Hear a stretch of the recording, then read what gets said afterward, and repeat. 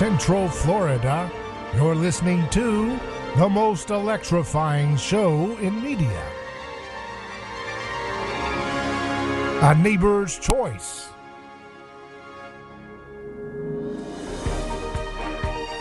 I'm your host, your neighbor, David Gornoski.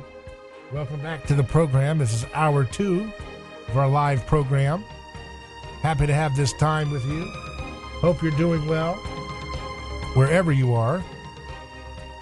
And it's great to have opportunities to learn about the news in ways that you don't get to hear in the corporate press.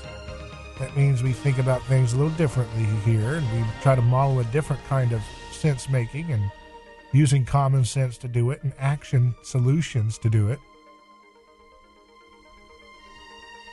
And it's always creates an interesting opportunity for growth and learning, as we just heard from a listener of the program, Dennis Marburger, who reached out to me about the Armenian situation. So let's get you on the program to inform people about our government's involvement in making this a worse problem than it ever needed to be.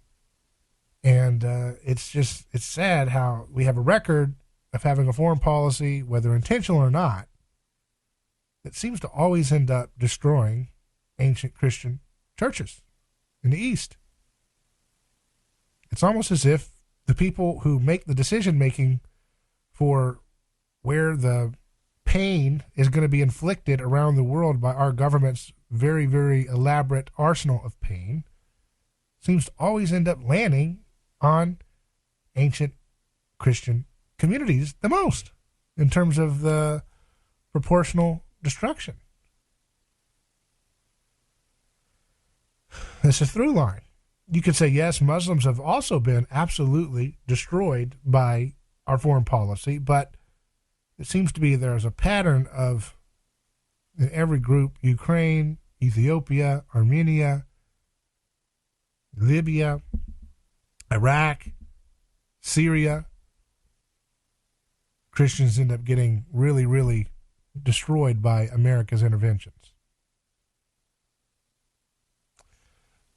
Speaking of interventions, interventionists, Mediaite has a story. Trump goes on early morning rant attacking DeSantis. The real Ron is a rhino globalist, he says.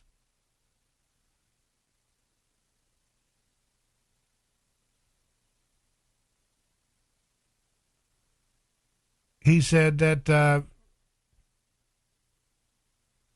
remember, I was 233 to 20 in the midterms, and I got 1.2 million more votes more than Ron DeSantis in the great state of Florida. Also 12 million more votes in 2020 than in 2016, and won. Trump then went on a binge of reposting many Truth Social posts which were critical of Ron DeSantis, though in one instance he added the dig, the real Ron is a rhino globalist who closed quickly down Florida and even its beaches. Loved the vaccines and wasted big money on testing. How quickly people forget. That'd be interesting to see. I think that it'll be hard for Ron DeSantis in a debate setting to match the energy and the spontaneity and the rhetorical dominance that Trump employed in the 2016, although we don't see that version of Trump in a lot of his speeches still. So if he brings the energy he's been bringing, maybe Ron DeSantis would stand more of a chance in a debate environment with that lower energy version of Trump. Speaking of Trump, also, haven't talked about him as much recently, I guess, but he's got this video out today calling for peace talks for Ukraine with Russia. It says that Biden is moving towards World War III.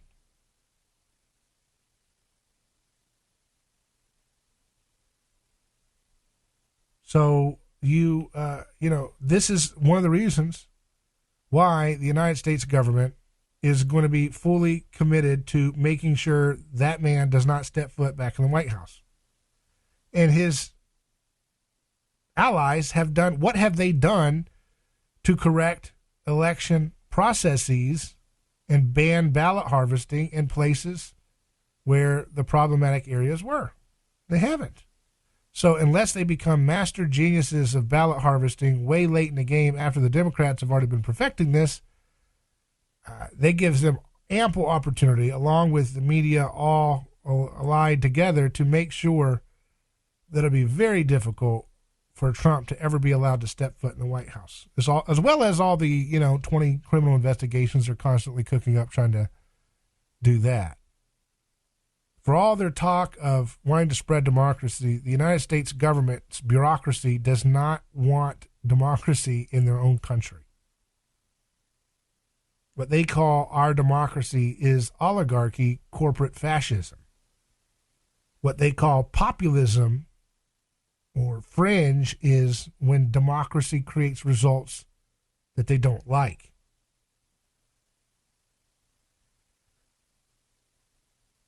So I don't think they're going to allow that kind of regime of even he still doubling down on the misinformation about the vax, but that's not enough to get him in their good graces. He's going to have to change that rhetoric completely about, we should make friends with Russia. That the corporations that own your government, many of them are very, very much committed to conflict with Russia. They don't, it's an irrational thing. And they're just going to keep pushing towards that end. Jordan Schachtel, the journalist, says, Zelensky's great purge continues, launching police raid against oligarch who fell out of favor with Biden administration. The Ukrainian president's longtime political and financial patron is no longer in the good graces of the people in charge. He's got a story on it on his Substack that Ukrainian President Zelensky just sicked his secret police, the Ukraine's SBU, on Igor Kolomoisky, a billionaire oligarch who was once wholly responsible for financing the Ukrainian president's rise to power. The significance of the story regarding Zelensky turning on his longtime patron and Kolomoisky's other significant ties was entirely buried by foreign and state media, with most merely referring to the situation as another in a series of anti-corruption actions. You have got to understand, folks, if you're listening to this show and you're saying, I don't know, I really think we got to stand with Zelensky, you are buying a load of garbage that is so laughably a joke. You are not living in a cartoon. Wake up. This is not Super Mario. This is not Superman. This is not another joke. It's amazing how people can be so awakened about the lies about public health and the pandemic, or lies about,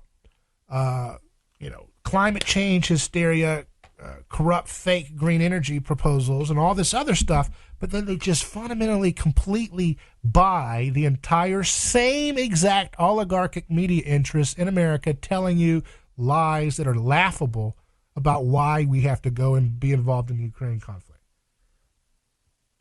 Because this story illustrates how mafia-like the whole gimmick is. It's a collection of different mafia oligarchs fighting over the assets of this country, strip mining it for its resources, enslaving the people into debt, sending old men to go and get shot and obliterated at the front lines as human sacrifice for the god of globalism. It's pathetic. It's a disgrace that our country has been enabling this whole thing all along. And that doesn't justify things that the Russian side has done. I'm not here. This is only an idiot would play into the dialectic of having to pick one government all good, other government all bad. Anybody that buys in that kind of stuff is just stupid. But it's clear that the American and United Kingdom have been more committed to creating this war and then dragging it out as brutally as they possibly could if the regime change, the coup, the stoking of ethnic hatreds, the arming, the complete lies, this just constantly funding more and more death, it's absolutely atrocious. Only a bigot or a fool would buy into this stuff when you know the facts. It goes on to say, a quick rundown on why Mr. Kolomoisky is significant. He owned Burisma when it employed Hunter Biden. He financed Zelensky's entire television, business, and political career, including his rise to the presidency. He once funded Ukrainian militias, but later argued that Kiev should engage in a détente with Russia. This part is critical, as Kolomoisky's good standing with the West shifted dramatically after this decision. Since then, he became the subject of an FBI probe and U.S. sanctions. He has since had his assets seized and nationalized by the Ukrainian government, and he has been stripped of his Ukrainian citizenship despite being born in Ukraine and living his entire life in Ukraine. Do you see how this works?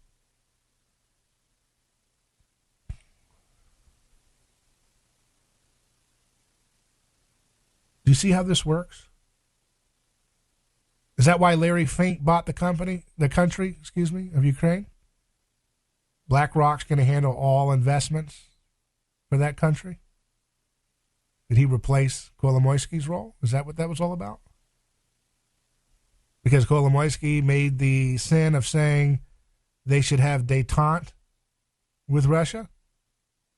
Like that is worth being, again, I don't know the person's background. He's an oligarch. These are all mafia type figures. But it's a bunch of mafia thugs fighting over the loot. And if you're stupid enough to believe that this is about democracy, then I'm sorry. You're just not going to cut it out. Please don't vote. Please don't vote with that stupidity in mind. The whole world is at stake because of stupid people voting. It's a democracy we got to fight for. That's what we're doing in Zelensky. It's just stupid stuff, man. There should be a call to say, if you think that dumbly, please don't vote. Please, if you're that stupid and gullible, please stop voting. I don't care who you are, Republican, Democrat, whatever, Libertarian. It's stupid. Since then,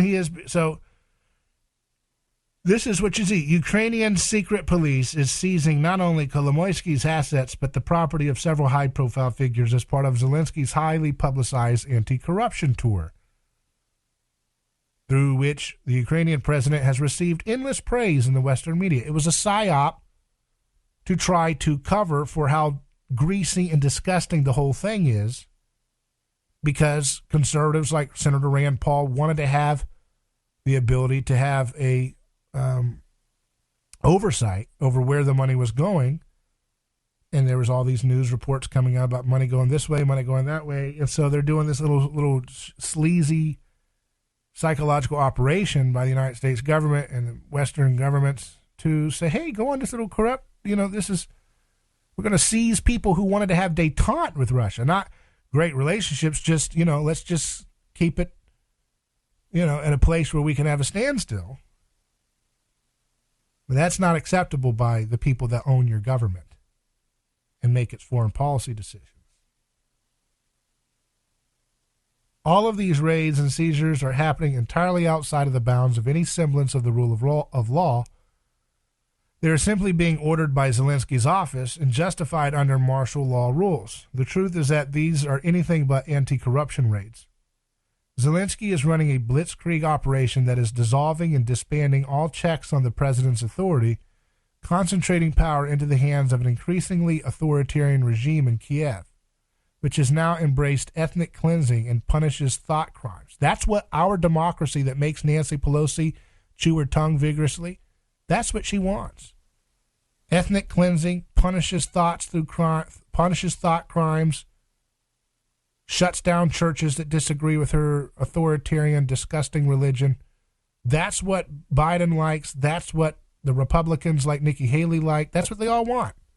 Lindsey Graham, all those scoundrels. A couple weeks ago, Zelensky's 3 highest-ranking Interior Ministry officials were killed in a helicopter crash over Kiev, which is hundreds of miles removed from the current battlefield. Countless regional governors and deputy ministers have been stripped of authority again. So this is a classic scapegoat misdirection. You scapegoat figures that the people who own the Zelensky puppet don't want to share in the loot, and then you go on a media campaign directed at dumb, gullible Western viewers to say, oh, look, they're cleaning that stuff up. Let's keep giving them money for our democracy. TV didn't tell me the corruption is still going on, so therefore it doesn't exist. I mean, the level of gullibility after all the lies of the Iraq war, the lies of the Afghanistan war, the lies of the Libyan war, the lies of the Syrian war, it just never ends. And some stupid group of people in the American people on left and right still keep buying into this stuff. And it's very effective propaganda. They know how to play on your Christian sensibility and concern for the victim and concern for the underdog.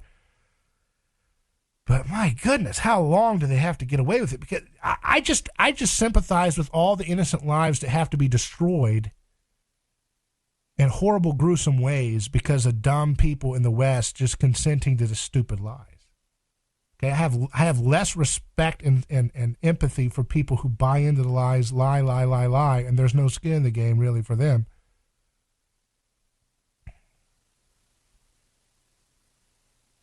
Zelensky's deputy minister of defense, the deputy head of Ukraine's presidential office, and the deputy prosecutor general are but many of the high-ranking individuals who were recently removed due to corruption allegations. This is not so much an anti-corruption maneuver as it is a Stalin-esque great purge, the difference being that the USSR-born Zelensky seems to not be the top dog in his own country.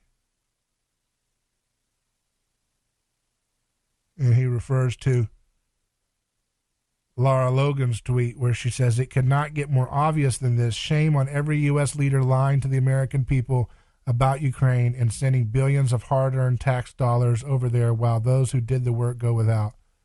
Zelensky announces alliance with BlackRock. The Kolomoisky raid highlights a Ukraine whose sovereignty has been sold to foreign actors, with the new regime in charge having tasked an actor, Vladimir Zelensky, with the role of managing the day-to-day operations in Kiev. In the meantime, Ukraine continues devolving into a failed state as its leadership remains committed to the abuse of realpolitik and maintaining its maximalist war footing against a much more powerful neighbor.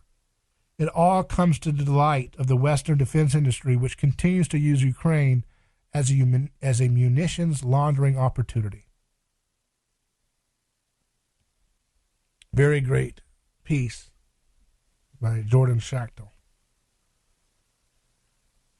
on his Substack.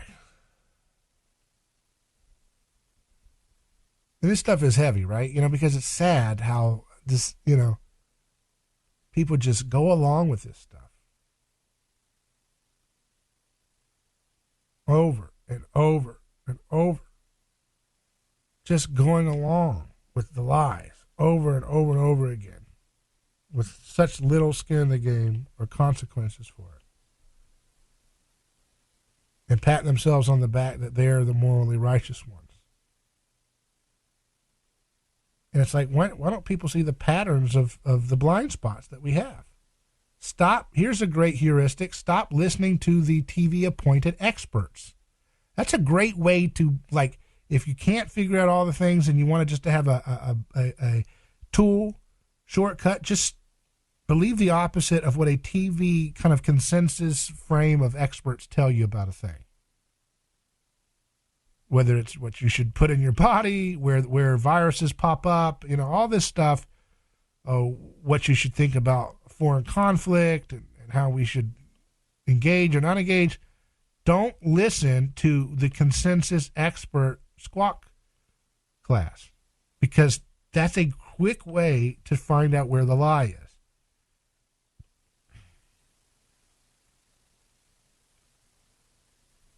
And again, I'm just frustrated that folks who are really good at picking up the lie patterns, because we are so mimetically brainwashed to be, kind of specialists in compartmentalizing our knowledge, we sometimes don't seem to learn how to apply the wisdom we learn from picking up on propaganda in public health and applying it to something like foreign policy. So, people who were really sharp on the public health lies were buying the TV party saying, hey, we should stay in Afghanistan longer. And then, they buy the line, we should be involved with this the Ukrainian thing. That myth of experts and the way we compartmentalize our knowledge along those expert fields trips people up. It trips people up.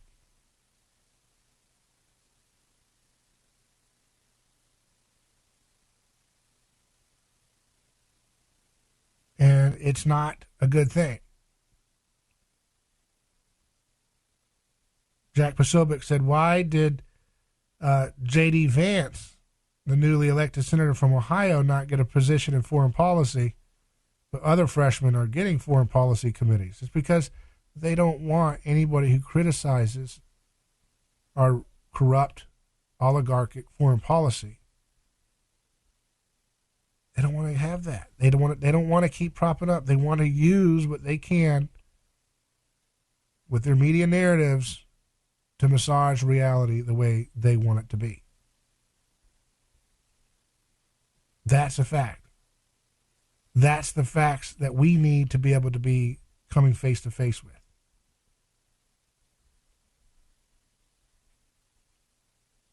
So you see all these different propaganda pieces telling you, you've got to do something. You've got to get more money. You got to go call your congressman. We need to go into Iran. We need to have more support for Ukraine stuff. It's just, you're